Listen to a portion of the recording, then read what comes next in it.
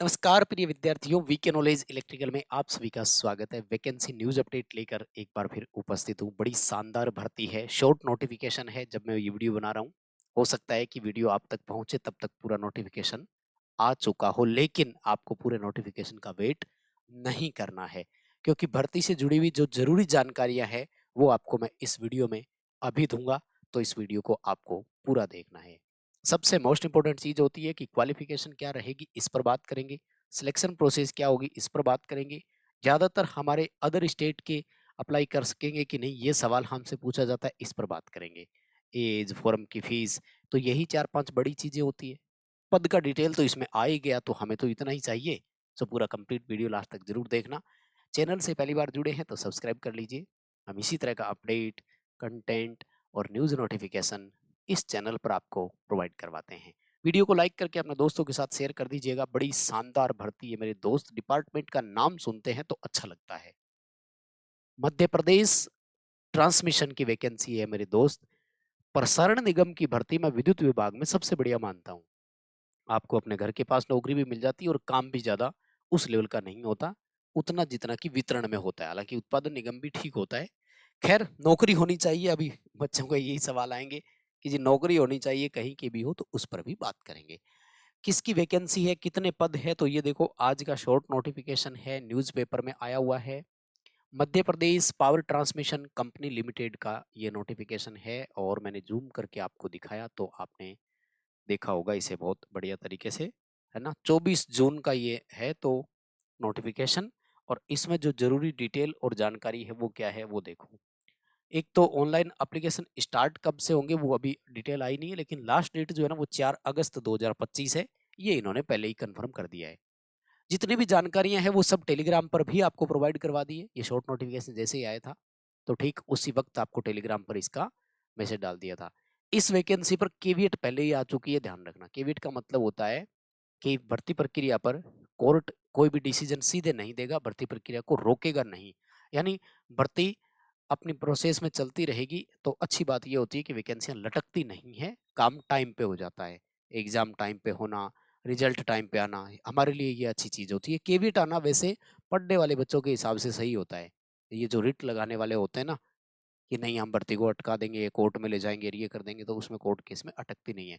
तो वो केवीएट मैं टेलीग्राम पर डलवा चुका हूँ, आप जरूर वहां से देख लेना। भर्तियों से संबंधित अपडेट जितने भी लेने टेलीग्राम पर जरूर जुड़े रहें प्लीज, वहीं सबसे ज्यादा अपडेट आपको देते हैं। तो इसमें देखो जो अपने पोस्ट है उनकी डिटेल में अगर बात करूं तो आईटीआई वालों के लिए ना यहाँ पर ये 3 पोस्ट रहने वाली है। कौन कौन सी है? एक देखो लाइन परिचारक, तो इसे बोलेंगे लाइन अटेंडेड। लास्ट वैकेंसी 2017 के दिसंबर में आई थी, 18 मान लो। दिसंबर में फॉर्म स्टार्ट हुए तो इसमें वो मांगा था उन्होंने। जो जनवरी 18 आते आते फॉर्म वगैरह भरे गए थे, तो 7 साल बाद भर्ती आ रही है, यूं समझ लो। 67 पद है मात्र। अब 67 पदों में वैसे तो कुछ नहीं होता, लेकिन अगर एक्सेप्ट करें तो ठीक है, देखी जाएगी जो होगा। 19,500 से लेकर 62,000 वाला पे स्केल रहेगा। 62,000 को छोड़ दीजिए, हमें शुरुआती पे स्केल मिलता है। 19,500 रुपए आपकी बेसिक होगी। पे स्केल की बात कर रहा हूँ। 19,500 का अगर मैं लेकर जाऊं तो ये लेवल 2 की वैकेंसी होती है एक तरह से। मतलब लेवल 2 में आपको रखा जाएगा। 19,500 पर अगर आप डीएनएस अलाउंस जोड़ते हैं तो अभी देश में 55% महंगाई भत्ता और है। यानी कुल मिलाकर के अलाउंसेज ये वो दुनिया भर के सिस्टम जोड़ करके 31,000 रुपए आपको कैश इन हैंड मिल जाएंगे। ये मेरा मानना है। अगर आप मध्य प्रदेश के हैं तो इससे अच्छी अपॉर्चुनिटी आपके लिए नहीं हो सकती मेरे दोस्त, तैयारी कीजिए। उसके बाद में है उप केंद्र परिचारक, इसे बोलेंगे सब स्टेशन अटेंडेड। तो एसएसए के नाम से पोस्ट अपन इसको बोल सकते हैं। सब स्टेशन अटेंडेड बहुत बढ़िया पद है। 229 पद है इसमें, देखो पे स्केल सेम है। और उसके बाद में सर्वेयर अटेंडेड है, तो ये सर्वेयर वाला भी आईटीआई के लिए ही होगा। और इन सब के लिए कॉमन और अच्छी बात यह है कि इलेक्ट्रिशियन ट्रेड में ही आईटीआई मांगा जाएगा, ये भी कंफर्म है। तो इतनी डिटेल हो गई।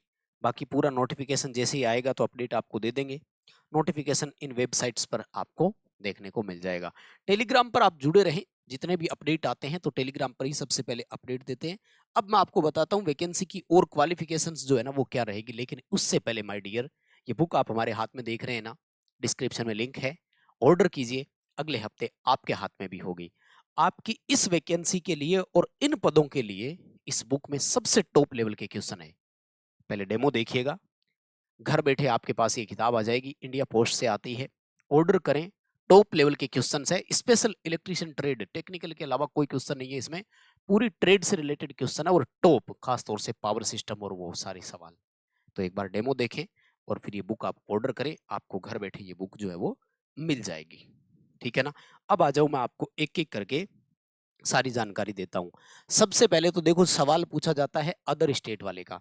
माय डियर, अभी जो ये मैं आपको चीजें बता रहा हूं ना, ये बता रहा हूं मैं लास्ट नोटिफिकेशन के अकॉर्डिंग। हो सकता है इस बार कोई चेंजेस हो जाए तो हो जाए। अदर स्टेट वाले बच्चे जो है यहाँ पर एलिजिबल नहीं होंगे। ध्यान रखना, इन्होंने क्लियर कट लिख रखा है एमपी ओनली। आवेदक मध्य प्रदेश का मूल निवासी होना चाहिए, ये इनकी पहली शर्त होती है। तो भाई अदर स्टेट वाले तो अब यहाँ से छोड़ करके वीडियो को बाहर हो सकते हैं।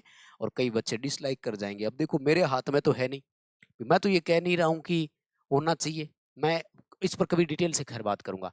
बहुत सारी जगह ऐसा है जहाँ भाषा मांग लेते हैं, बहुत सारी जगह ऐसी है जहाँ कुछ और चीजें दे देते हैं। तो ये कहीं ना कहीं चीजें सामने आती है। अब आ जाते हैं क्वालिफिकेशन पर। तो योग्यता में भी बड़ा सिंपल योग्यता है और ये आप सबके पास क्वालिफिकेशन है। नॉर्मल क्वालिफिकेशन है 10+ ITI, और वो भी किस में? इलेक्ट्रीशियन ट्रेड में। क्लियरली लिखा हुआ है, ध्यान से समझ लीजिएगा। तो इसमें वायरमैन या पावर इलेक्ट्रीशियन वगैरह वगैरह और कोई भी नहीं भर सकेगा। और इम्पोर्टेंट चीज क्या है, ITI में 65% आपका स्कोर होना बहुत जरूरी है। अगर 65% स्कोर नहीं है तो भी फॉर्म नहीं भर पाओगे मेरे दोस्त, तो भी फॉर्म अप्लाई नहीं कर पाओगे। हाँ, 10% की छूट है मार्क्स में। किनको? रिजर्व कैटेगरी में अनुसूचित जाति और जनजाति यानी SC और ST से अगर आप बिलोंग करते हैं देन आपको 10% की छूट है। यानी फिर भी आपके 55% नंबर होने चाहिए। किसकी बात कर रहा हूं मैं? ITI में 55% नंबर की बात कर रहा हूं मैं। कहीं बच्चे 10वीं का समझ बैठेंगे, 10th क्लास की बात नहीं कर रहे, 10th पास होनी चाहिए। हाँ, ITI में एक छूट इन्होंने आपको दे दी है कि ITI NCVT हो या SCVT हो, दोनों चलेंगे। यानी कोई किसी प्रकार का एक्सपीरियंस नहीं चाहिए, कोई अप्रेंटिसशिप की जरूरत नहीं है, तो हमारे लिए बहुत बढ़िया बात होती है। तो योग्यता पर दो बातें हो गई, इतना ही है। क्वालिफिकेशन पे और आपको किसी भी चीज पर ध्यान देने की जरूरत नहीं है। नेक्स्ट आ जाते हैं एज क्राइटेरिया पर। बहुत छूट देते हैं मेरे दोस्त। 18 से लेकर 40 वर्ष तक का एज क्राइटेरिया रखा जाता है। और ये क्राइटेरिया किसके लिए होता है? अनरिजर्व कैटेगरी के लिए। OBC को भी छूट नहीं मिलती इसमें, एज पर प्रीवियस नोटिफिकेशन। 18 से 40 साल की एज है। और ये जो 18 से 40 साल की एज है इसमें 5 साल का रिलैक्सेशन है। किनको?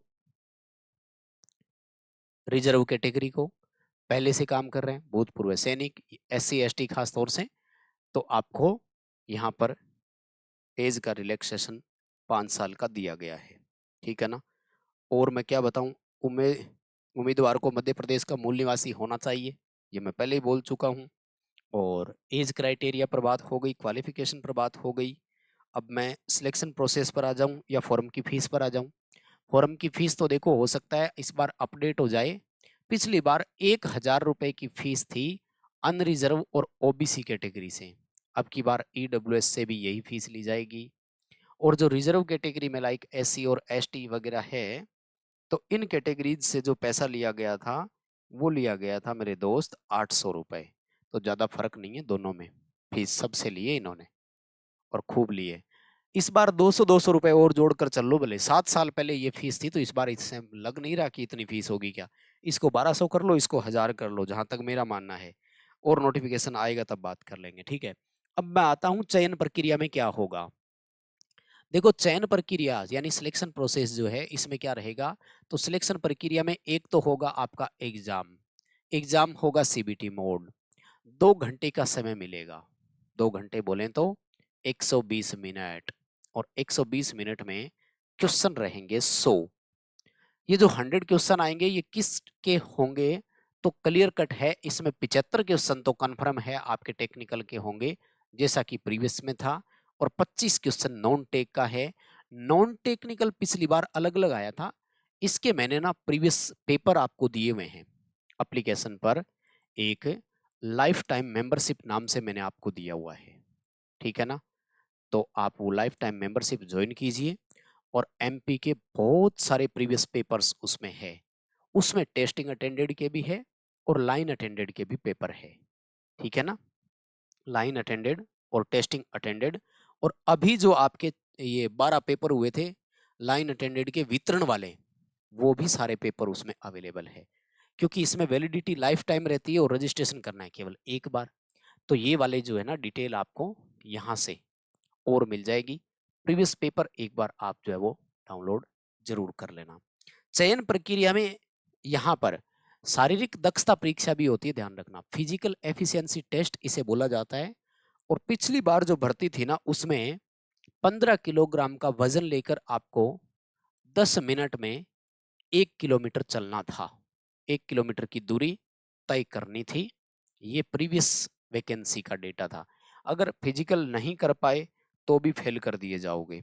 फिजिकल के लिए मौका एक ही मिलता है, ठीक है ना। तो यही थी इतनी सी डिटेल। बताइए मेरे दोस्त, सवाल चीजें समझ में आई क्या, जो भर्ती से जुड़ा हुआ है। आई होप कि सारी डिटेल हो गई होगी। डिस्क्रिप्शन में लिंक है, टेलीग्राम ज्वाइन करके रखें, क्योंकि बाकी अपडेट, नोटिफिकेशन, एग्जाम डेट, ये जितनी भी चीज़ें फिर रहती है वो सारी आगे हम टेलीग्राम पर ही सूचना प्रोवाइड करवाते हैं। सो डिस्क्रिप्शन में लिंक है, ज्वाइन करना।